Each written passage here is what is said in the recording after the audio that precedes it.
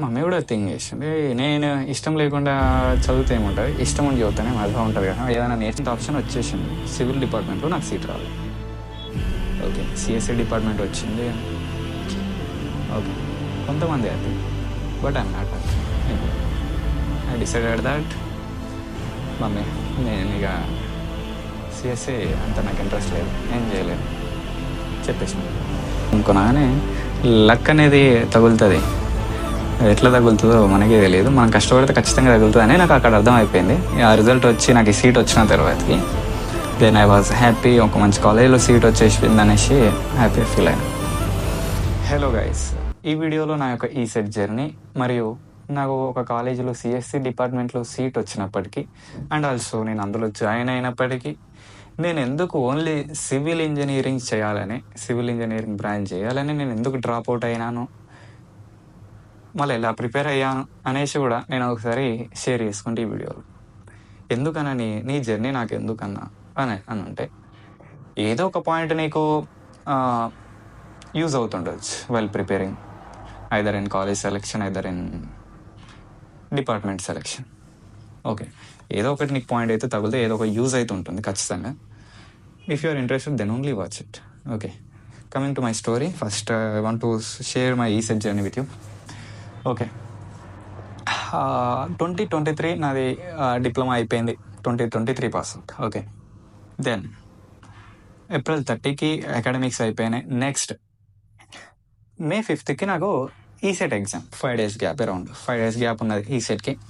Then నేను అప్పటికి academics okay పర్లేదు, యావరేజ్ ఉన్న, అంత perfect in depth subject knowledge అయితే అప్పటికి లేదు నాకు. అప్పటి వరకు ఏదో ఈసెట్ ఎగ్జామ్ కదా, ఓకే ఇది ఏదో ఎంసీక్యూ ఎగ్జామే కదా, ఏదో ఒకటి 4 ఇట్లా ఏదో పెట్టేస్తే చల్తా అయిపోతుందిలే అనేసి అనుకున్నాను నేను. ఏదో ఒక కాలేజ్ వచ్చేస్తుంది, అప్పటికి సివిల్లో రాదు సీట్ మనకు అనేసి ఒక మెంటాలిటీ ఉంటుంది. ఆ మెంటాలిటీ మనకెందుకు రాదు సీట్ అనేసి ఆ మెంటాలిటీ అయితే ఉన్నది అప్పుడు. దెన్ అయితే ఈసెట్ ఎగ్జామ్ జరిగింది. ఓకే, రిజల్ట్స్ వచ్చిన తర్వాతకి అరౌండ్ నాకు పెద్ద ర్యాంక్ వచ్చింది. పెద్ద ర్యాంక్ వచ్చిన తర్వాత దెన్ చాలామంది చెప్తారు ఈ ర్యాంక్ నీకు సివిల్లో డిపార్ట్మెంట్లో నీ బ్రాంచ్లో రాదు. ఎందుకనంటే compare to other branches civil engineering డిపార్ట్మెంట్లో ఈసెట్లో చాలా తక్కువ సీట్లు ఉంటాయి. మన తెలంగాణలో, ఆంధ్రప్రదేశ్ ఆల్సో చాలా తక్కువ బ్రాంచ్. మెకానికల్ అండ్ సివిల్కి సిఎస్సి సబ్ బ్రాంచెస్ కంటే చాలా తక్కువ ఉంటాయి సీట్స్.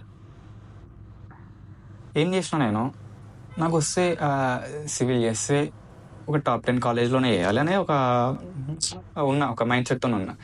వస్తే చేస్తే టాప్ 10 కాలేజ్లో వేయాలి అనుకున్నా. ఓకే, నేనేం చేసిన, వెబ్ ఆప్షన్స్ పెట్టేటప్పుడు 10 కాలేజెస్ పెట్టేసిన. ఫస్ట్ టాప్ 10 కాలేజెస్ పెట్టిన తర్వాతకి చాలామంది ఏదో తేడా కొడుతుంది, మేబీ రాదు అనేసి ఇంకొకటి బెస్ట్ కాలేజెస్ 2 తీసి యాడ్ చేసిన. టోటల్ 12 యాడ్ చేసిన. అయితే అందరూ ఒక ఇంటెన్షన్ ఏంటంటే, చాలామంది మా ఫ్రెండ్స్ కూడా అందరూ బ్రాంచ్ ఎక్స్చేంజింగ్ కోసం అందరూ బ్రాంచ్ చేంజ్ చేద్దాం అనేసి ఉద్దేశంతోనే ఉన్నారు. మనకి ఇప్పుడు ర్యాంక్ బట్టి సివిల్లో డిపార్ట్మెంట్లో సీట్ రాదనేసి చాలామంది డిసైడ్ అయిపోయి then they went to CSC department, CSC sub branches. ఎందుకనంటే అందరూ ఇక్కడ ఏం ఆలోచించారంటే, ఫ్యూచర్ స్కోప్ లేదు సివిల్ డిపార్ట్మెంట్కి, ఫ్యూచర్లో జాబ్స్ లేవు, జాబ్ ఆపర్చునిటీస్ తక్కువ అనేసి అందరు ఏం చేశారు, అందరూ ఓకే సీట్ వచ్చేసింది, సబ్ బ్రాంచెస్ పెట్టేసుకున్నారు, ఓకే జాయిన్ అయిపోదాం అనే ఉద్దేశంతోనే ఉన్నారు.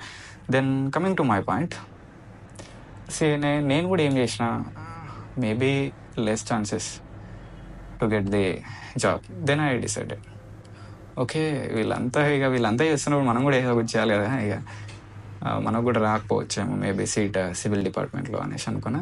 నేను ఒక 10 కాలేజీలు మంచి కాలేజీలు తీసేసి నేను కూడా ఒక 10 కాలేజెస్ సిఎస్సి పెట్టేసిన. సిఎస్సి సబ్ బ్రాంచెస్ కాదు, ఓన్లీ సిఎస్సి పెట్టేసిన.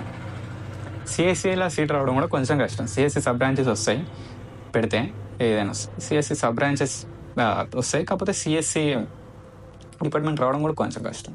అవి కూడా టాప్ 10 కాలేజెస్ పెట్టినా, మళ్ళీ అయ్యే పెట్టిన. ఓకే, అరౌండ్ 22 ఆప్షన్స్ పెట్టేసిన.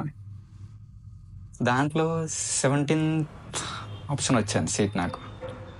టాప్ 12 రాలేదు. టాప్ 12 వచ్చేసి సివిల్ ఇంజనీరింగే పెట్టేసిన. ఓకే, అప్పటికి ఏమైందంటే అందరు ఏమన్నారు, సిఎస్సి అసలు సివిల్ పెట్టొద్దు అన్నారు. అంతకంటే ముందు ఏం జరిగిందంటే నాకు సిఎస్సి పెట్టొద్దని అన్నారు కొంతమంది అంటే చాలామంది సజెషన్ చాలామంది చెప్పింది ఏంటంటే ఏమంటారు, సిఎస్సి చేయండి, what I want to tell is CSC చేయండి. సిఎస్సిలో జాబ్ ఆపర్చునిటీస్ ఎక్కువ ఉంటాయి. దెన్ నువ్వు ఎమ్మటే సెటిల్ అవ్వచ్చు అనేసి చాలామందికి ఇంటెన్షన్. నాకు కూడా చాలామంది చెప్పారు. నేను సివిల్ ఆప్షన్ పెట్టే ముందు అప్పుడు సివిల్ పెట్టే ముందు నాకు చాలామంది చెప్పారు, నువ్వు సివిల్ ఎందుకు చేస్తున్నావు, సిఎస్సి చేయొచ్చు అనేసి. కాకపోతే నేను వాళ్ళ మాట అందరి మాట వినాలి కాబట్టి అందరి డిసిజన్స్ పట్టకు నాకు కూడా ఏదో తేడా అనిపించి నేను సిఎస్సి పెట్టేసిన. 70 ఆప్షన్ వచ్చేసింది. సివిల్ డిపార్ట్మెంట్లో నాకు సీట్ రాలేదు. ఓకే, సిఎస్సి డిపార్ట్మెంట్ వచ్చింది. ఓకే, కొంతమంది happy, but I'm not happy. ఇంట్లో కాలేజీలో వచ్చింది, ఏం చేయాలో అర్థం కావట్లే. దెన్ ఆ సిచ్యువేషన్లో అది ఫ్రీ సీటే కదా అనేసి నేనేం చేసిన, ఓకే జాయిన్ అయిపోదాం అనేసి డిసైడ్ అయిపోయాను. ఇది వితిన్ 2 days రిజల్ట్ వచ్చిన తర్వాతకి డిసైడ్ అయిపోయాను. అండ్ సీట్ ఫిక్స్ చేసుకున్నాం, జాయిన్ అయిపోయినా. Around 2 days, just 2 days I decided that mummy నేను ఇక సిఎస్సి అంత నాకు ఇంట్రెస్ట్ లేదు, నేను చేయలేను చెప్పేసిన. మమ్మీకి చెప్పేసిన. ఓకే, జాయిన్ అయిపోయినా, ఫీజు కట్టేసిన తర్వాతకి నేను వచ్చి చెప్పిన మమ్మీకి.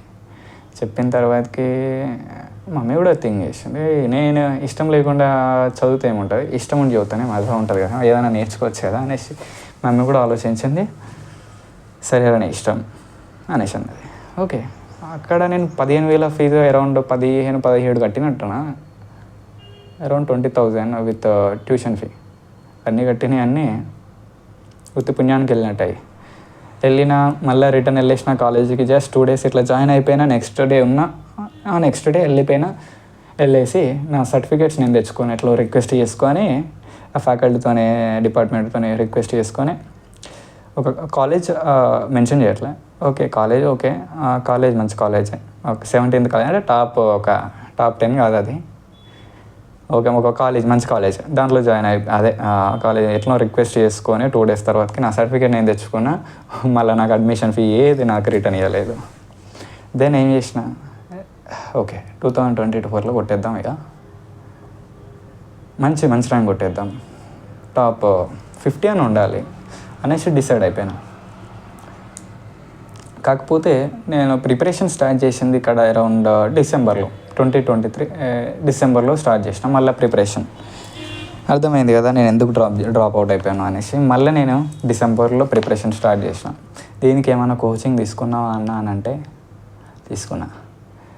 సాయి మీద ఈసెట్ కోచింగ్ తీసుకున్నా, కోటి దగ్గర ఉంటుంది, ఆన్లైన్ కోచింగ్ తీసుకున్నా. ఇది మనకి ఈసెట్కి వచ్చేసరికి మనకుండే సిలబస్ చాలా కొంచెం పెద్దది. 10 సబ్జెక్టులు కవర్ చేయాలి, బ్రాంచ్ సబ్జెక్టులు అండ్ ఎంపీసీ కవర్ చేయాలి. ఇది కొంచెం తలనొప్పి మనకి ఎంతైనా. ఏం చదవడానికైతే తలనొప్పి, అంటే నేను ఏం చదవలేదు కదా, నాకు కొంచెం తలనొప్పి అయిపోయింది. ఓకే, స్టార్ట్ చేసిన వీడియో లెక్చర్స్ వింటున్నా, నోట్స్ చేసుకుంటున్నా, అది సరిపోతుంది. ఒక 4 monthsలో నాకు ఏమైంది, కోర్ సబ్జెక్ట్ సిలబస్ అయిపోయింది. కాకపోతే నేను రివిజన్ చేయాలి, మిస్టేక్ అదొకటి. వింటున్నా రాస్తున్నా బట్ రివిజన్ చేయలే నేను. దెన్ అక్కడ ఎంపీసీ అట్లనే ఉంది. కాకపోతే కెమిస్ట్రీ కంప్లీట్ చేసిన. అక్కడ ఎంపీసీలో కెమిస్ట్రీ సిలబస్ కంప్లీట్ చేసిన, నోట్ మేకింగ్ చేసుకుని అయిపోయింది. బట్ ది థింగ్ ఈజ్ నాకు మ్యాథ్స్ పోర్షన్ అనేది చాలా పెద్ద ఉన్నది అండ్ ఫిజిక్స్ కూడా కొంచెం పెద్దనే ఉంది. అది నాకు 1 month గ్యాపే ఉన్నది. ఎగ్జామ్ కంటే ముందు మేలో ఎగ్జామ్ ఉన్నది, ఏప్రిల్ ఒక 40 days ఉన్నది. 40 days ఇంకా ఎగ్జామ్ ఉన్నది. 40 days ఉన్నప్పుడు కూడా నా సిలబస్ ఇంకా కంప్లీట్ కాలే. మ్యాథ్స్ అండ్ ఫిజిక్స్ పెద్ద సిలబస్, అవన్నీ కాన్సెప్ట్ నేర్చుకోవాలంటే మనకు చాలా టైం పడుతుంది. నేనేం చేసిన, ఏదైతే ఇంపార్టెంట్ ఉన్నాయో, అంటే ఎక్కువ ఎక్కడి నుంచి అడుగుతుండే, ఏ ఏరియా నుంచి అడుగుతుండని గ్యాదర్ చేసుకున్న ఆ టాపిక్స్ గట్టిగా ప్రిపేర్ అయినా. గట్టిగానే అంటే ఓకే ప్రిపేర్ అయినా. కాకపోతే నాకు కావాల్సింది ఇక్కడ బ్రాంచ్ ర్యాంక్ వస్తే నాకు ఖచ్చితంగా నాకు టాప్ 10 కాలేజెస్లో సీట్ వచ్చేస్తుంది. నేను ఎక్కువ కోర్కి నేను ప్రిఫరెన్స్ ఇచ్చా. ఆ నోట్ మేకింగ్ అయిపోయిన తర్వాతకి మళ్ళీ ఏం చేసిన అంటే నేను షార్ట్ నోట్స్ అనేది రాసుకున్నాను. నేను ఒక ఓన్లీ కోర్ మాత్రమే చెప్తున్నాను. నా కోర్కి సంబంధించి షార్ట్ నోట్స్ తయారు చేసుకున్నాను. షార్ట్ నోట్స్ అన్ని సబ్జెక్టులు అరౌండ్ 9-10 ఉంటాయి. ఆ 10 సబ్జెక్ట్స్ షార్ట్ నోట్స్ చేసుకున్నా. అదేం చేసిన, అది డైలీ రెగ్యులర్గా చదవడం స్టార్ట్ చేసిన. ఈ లాస్ట్ 40 days చెప్తున్నా. అలాగే ఆ టైంలోనే నేను ఈ మ్యాథ్స్ లెక్చర్స్ వినడం, నోట్ మేకింగ్ చేసుకోవడం. ఆ టైంలోనే ప్రీవియస్ ఇయర్ క్వశ్చన్స్ మ్యాథ్స్కి సంబంధించి టైం ఎక్కువ లేదు మనకి, అక్కడ టైం లేదు కాబట్టి నేను ఏం చేసిన, ఆ మ్యాథ్స్కి సంబంధించి ప్రీవియస్ ఇయర్ వినడం, ప్రీవియస్ ఇయర్ క్వశ్చన్ సాల్వ్ చేయడం. మ్యాథ్స్లో నేను అంత సిలబస్ అయితే కంప్లీట్ చేయలేదు. కెమిస్ట్రీ అంతగా అయిపోగొట్టుకున్నా, ఫిజిక్స్ కూడా అంత సిలబస్ అయిపోవట్లేదు. 40 daysలో అయిపోకూడదామని అనుకున్నా. బట్ అది పాసిబుల్ కాదు. ఎందుకంటే ఇక్కడ మీరు రివిజన్ చేయాలి, కాన్సెప్ట్ అప్పుడే కొంచెం గట్టిగా చూస్తున్నాం కాబట్టి అది కొంచెం చాలా టైం ప్రాసెస్. నేను ఫస్ట్ మ్యాథ్స్ స్టార్ట్ చేసి ఉంటే బెటర్ ఉండు. Okay, that's my problem. Okay, దాని తర్వాతకి నేను ఏం చేసిన, ఫార్ములాస్ ఓకే కొన్ని చాప్టర్ తీసుకున్నా. ఆ చాప్టర్స్ అన్నీ రాసుకున్న తర్వాతకి ఇంపార్టెంట్ అన్ని ఫార్ములాస్ ఒక 10 pagesలో వచ్చేటట్టు చూసుకున్నా. మ్యాథ్స్కి trigonometry and also differential equations, వీటికి సంబంధించి ఒక ఫార్ములాస్ ఒక 5 to 8 pages రాసిన అనుకుంటా. ఓకే, 5 to 8 pages రాసిన తర్వాతకి రెగ్యులర్ రివిజన్ చేసేసిన తర్వాతకి at the last 10 days before ఉంటుంది కదా, సాయి మీద వాళ్ళు టెస్ట్లు కండక్ట్ చేస్తారు, mock test before 10 days, 1 month అనుకుంటా, 1 month అంత ఐడియా లేదు, 10 days or 15 days ముందు, మళ్ళీ 2024లో అప్పుడు మాక్ టెస్ట్లో రాస్తున్నాను. బట్ మ్యాథ్స్లో స్కోరింగ్ తక్కువ వస్తుంది. ఓకే, కోర్లో మంచిగా వస్తుంది scoring. Around return 6 mock tests, 6 mock టెస్ట్లు రాసిన తర్వాతకి నా యావరేజ్ స్కోర్ వచ్చేసి 86, 85, 90, 86, 85, 90 అట్లా వచ్చేస్తుంది. మన టార్గెట్ 120 వస్తే ఖచ్చితంగా నాది 50 బిలో బ్రాంచ్ ర్యాంక్ వచ్చేస్తుంది. చాలా తక్కువ వచ్చేసింది. అంటే అయిపోయిన తర్వాతకి నేను ఎప్పుడైతే ఈ సెట్కి అపియర్ అయ్యానో నాకు ఈజీగా అనిపించింది, పేపర్ చాలా ఈజీగా అనిపించింది. ఏదో కోర్ టపా పెట్టేసిన. లాస్ట్ 30 minutes నాకు ఇంకా టైం మిగిలింది. కాకపోతే ఇక్కడ పాయింట్ ఏంటంటే నేను మ్యాథ్స్కి బాగా ప్రిపేర్ అవ్వలేదు, మ్యాథ్స్కి ఎక్కువ ప్రిఫరెన్స్ లేదు అప్పుడు. అదే నాకు అక్కడ ఎగ్జామ్ హాల్లో నేను గమనించిన, ఏం టెన్షన్ పడకు, లైట్ తీసుకో, మ్యాథ్స్ అవుతుంది, మనకి ఎంపీసీ పర్ఫెక్ట్ ఉన్నాం, భయపడకుండా పెట్టేసే ఆప్షన్స్ అన్నీ నీకు తెలిసినాయి, ఏం టెన్షన్ పడకు. నాకు వచ్చిన సబ్జెక్ట్ నుంచి స్టార్ట్ చేసిన కోర్ 100 questions కాన్ఫిడెంట్గా అన్నీ పెట్టేసిన. కొన్ని ట్రిక్కే ఉన్నా, ఓకే కాన్ఫిడెంట్గా పెట్టేసిన. అయిపోయింది, మ్యాథ్స్ అయిపోయింది, ఏదో పెట్టేసిన, కెమిస్ట్రీ మంచిగా పెట్టేసిన, అయిపోయింది. లాస్ట్కి నా రిజల్ట్స్ వచ్చిన తర్వాతకి నాకు అరౌండ్ 97 marks వచ్చినాయి అనుకుంటా. నేను 120కి ఏం పెట్టుకున్నా, అది కొంచెం డిసప్పాయింటెడ్. అది ర్యాంక్ వచ్చేసి బ్రాంచ్ ర్యాంక్ 200 వచ్చింది ర్యాంక్ నాది. కొంచెం డిసప్పాయింటెడ్. ఎందుకనంటే 1 year డ్రాప్ తీసుకున్నందుకు నీకు ఒక 50 బిలో ర్యాంక్ వచ్చినా బాగుండు అనేసి ఒక వే ఆఫ్ థింకింగ్లో ఉండే. కాకపోతే మళ్ళీ ఏమంటే మంచిగా అనిపించింది, ఏం కాదు. లాస్ట్ ఇయర్ కంపేర్ చేసుకుంటే ఈసారి ఇంప్రూవ్మెంట్ ఉంది. ఎందుకంటే నేను అప్పుడు మిస్ చేసిన సబ్జెక్టులు ఇప్పుడు నేను నేర్చుకున్నా అనేసి ఒక పాజిటివ్ ఆలోచించా. అప్పుడు నేను ఏవైతే నేర్చుకోలేదో ఈ జర్నీలో, ఈ 5 monthsలో నేను ఆ 3 yearsలో ఏమేమి కోల్పోయినా అనేసి నాకు అర్థమైపోయింది. అంటే ఆ 3 yearsలో నేను ఏం మిస్ అయినా, నేను ఏం వినలేదు అనేసి నాకు అర్థమైపోయింది. ఈ 5 monthsలో నేను ఆ 3 yearsలో నేర్చుకున్నాను, ఈ 5 monthsలో నేర్చుకొని ఇక్కడ అప్లై చేసిన. 200 వచ్చింది ర్యాంక్. కాకపోతే నాకు 200 కూడా నాకు తేడా ఎందుకు భయం అవుతుంది. టాప్ 10 వస్తాయా, టాప్ 5 వస్తుందా రాదా అనేసి టెన్షన్ అవుతుండే. ఓకే. వచ్చింది, ర్యాంక్ అయితే వచ్చింది, హ్యాపీ. లాస్ట్ దానికన్నా కంపేర్ చేసుకుంటే ఈసారి చాలా మంచిగా వచ్చింది ర్యాంక్ అని, ఓకే హ్యాపీగా ఉన్నా. కాకపోతే నాకు సీట్ వస్తుందా, టాప్ 5 కాలేజ్ వస్తుందా రాదా అనేసి కొంచెం టెన్షన్ ఉండే. ఆప్షన్స్ పెట్టిన, ఆప్షన్స్ ఓన్లీ 9 కాలేజెస్ పెట్టిన. ఇక ఏం డిసైడ్ అయిపోయినా అంటే అప్పుడు వస్తే వచ్చింది, లేకపోతే మళ్ళీ సెకండ్ ఫేజ్కి వెళ్దాం. సెకండ్ ఫేజ్లో ఇక ఒక 20-30 కాలేజీలు పెట్టేద్దాం అప్పుడు అని ఇక ఏదో ఒకటి చేయాలనేసి డిసైడ్ అయిపోయింది. 9 కాలేజెస్ పెట్టిన, 1 2 3 9. ఓకే, ఫస్ట్ జేఎన్టీయూ పెట్టిన, తర్వాత ఓయూ పెట్టిన, థర్డ్ ఆప్షన్ విఎన్ఆర్ విజైటీ పెట్టే. ఓయూ తర్వాత పెట్టిన అనుకుంటా, సెకండ్ ఆప్షనే థర్డ్ ఆప్షన్ పెట్టిన విఎన్ఆర్ విజైటీ. మనకి ఇక రాదేమో, లాస్ట్ ఆప్షన్ ఏదో వస్తుందేమో ఎంతో మేబీ వచ్చినా కూడా అనుకున్నా. ఓకే, సడన్గా ఏదో మెసేజ్ వచ్చింది ఒక 10 days ఏమో తర్వాతకి, విఎన్ఆర్ విజైటీ. ఓకే, మంచి కాలేజ్, వచ్చేసినాం కొట్టేసినాం అనిపించింది. ఇది ఎందుకు చెప్తున్నా అంటే, ఈడ పాయింట్ ఏంటంటే, నేను 5 months ప్రిపేర్ అయినా, బాగా ప్రిపేర్ అయినా, లాస్ట్ టైం నాకు ఒకవేళ సీట్ రాకపోతే సిచ్యువేషన్ అయింది అని అనుకున్నా. కాకపోతే నేను కష్టపడ్డదానికి అది లక్ అంటారు, లక్ ఫ్యాక్టర్, అది కూడా యాడ్ అయిపోయింది ఇక్కడ. యాక్చువల్ నా ర్యాంక్కి 200 ర్యాంక్ నేను ఏం ఆలోచించా, రాదేమో అనుకున్నా. కానీ లక్ అనేది తగులుతుంది, ఎట్లా తగులుతుందో మనకే తెలియదు. మనం కష్టపడితే ఖచ్చితంగా తగులుతుంది అని నాకు అక్కడ అర్థమైపోయింది. ఆ రిజల్ట్ వచ్చి నాకు ఈ సీట్ వచ్చిన తర్వాతకి దెన్ ఐ వాజ్ హ్యాపీ. ఒక మంచి కాలేజీలో సీట్ వచ్చేసింది అనేసి హ్యాపీగా ఫీల్ అయినా. అండ్ ఇంకొకటి, నేను ఎందుకు ఈ క్లారిటీ ఇవ్వలేదు మీకు ఎందుకు నేను ఓన్లీ సిఎస్సి సివిల్ తీసుకుందాం అనుకున్నా అంటే, నేను చేసింది 3 years చేసింది సివిల్ డిపార్ట్మెంట్ డిప్లొమాలో. ఇక్కడికి వచ్చిన తర్వాతకి మళ్ళీ నేను చేయాల్సింది మళ్ళీ సిఎస్సి. అంటే అక్కడ 3 years వేస్ట్ అయినట్టే. అంటే నెక్స్ట్ మనము ఏదైనా వెళ్దామన్నా కూడా సిఎస్సికే వెళ్ళాలి. ఇక బీటెక్ అయిపోయిన తర్వాతకి సిఎస్సి డిపార్ట్మెంట్లోనే ఏదో ఒక జాబ్ సాఫ్ట్వేర్ వైపు వెళ్ళాలి. కాకపోతే అక్కడ 3 years వేస్ట్ అవుతున్నాయి కదా. ఆ 3 years వేస్ట్ చేసుకునే బదులు నేను 1 year వేస్ట్ చేసుకుందాం అనేసి, 1 year వేస్ట్ చేసుకుని ఒక మంచి కాలేజ్ పోతే బాగుంటుంది అనేసి ఆ ఉద్దేశంతో వెళ్ళాను నేను.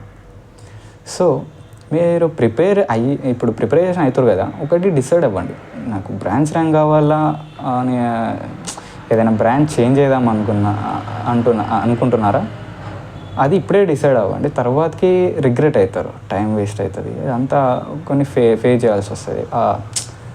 ఆ పెయిన్ అనేది తెలియదు మీకు. ఓకే, మంచిగా ప్రిపేర్ అవ్వండి.